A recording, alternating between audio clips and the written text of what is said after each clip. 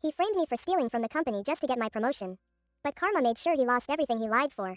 I was the quiet one in the office. The one who always stayed late, helped others, and never complained. My name's Ethan, 28, and I worked as a financial analyst for a mid-sized firm in Chicago.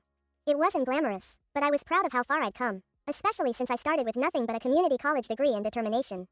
Then there was Ryan, the golden boy, charming, loud, and everyone's favorite. He was the kind of guy who could mess up a report and still get praised for his creativity. We were both up for a senior position that could change our careers. I knew I wasn't the flashy choice, but I had the numbers, the results, and the consistency. A week before the promotion decision, something strange happened. My supervisor called me in and said my financial reports showed missing funds. I was stunned. I checked everything, line by line, and sure enough, transactions had been altered. My name was on them. It looked like I'd funneled money into fake vendor accounts.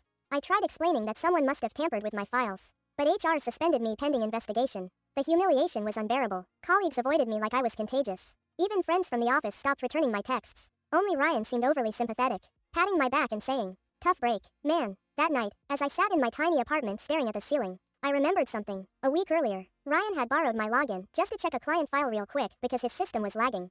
At the time, I didn't think twice about it, but now, it all clicked. He had access. He had motive. I didn't have much, but I had one thing Ryan didn't: patience. I spent the next 2 nights combing through every digital log, every server timestamp I could still access from backup copies I'd saved locally. What I found made my hands shake. The altered transactions matched activity from Ryan's IP address. Instead of rushing to expose him, I went quiet. I waited for HR's formal meeting, where Ryan, my supervisor, and the department head would all be present. Ryan was smug that morning, grinning like he'd already won. When they started questioning me again, I calmly opened my laptop and projected the access logs, metadata, and timestamps. Then I showed the vendor account names, the same ones Ryan used for his side business. The silence that followed was the sweetest sound I'd ever heard. Ryan's face drained of color. He tried denying it, but the evidence was undeniable. Within hours, he was escorted out of the building. I thought that was the end of it, but karma wasn't done yet. A month later, word spread that Ryan had been blacklisted in the finance industry for fraud. His girlfriend left him, his car was repossessed, and he was working part-time at a convenience store just to stay afloat.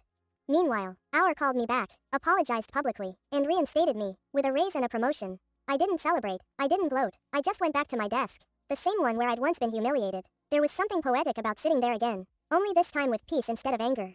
It's funny how the truth always finds a way out. You can lie your way to the top for a while, but when the fall comes, it's never gentle. Ryan learned that the hard way, and I learned something too. Silence isn't weakness, it's just the calm before the storm.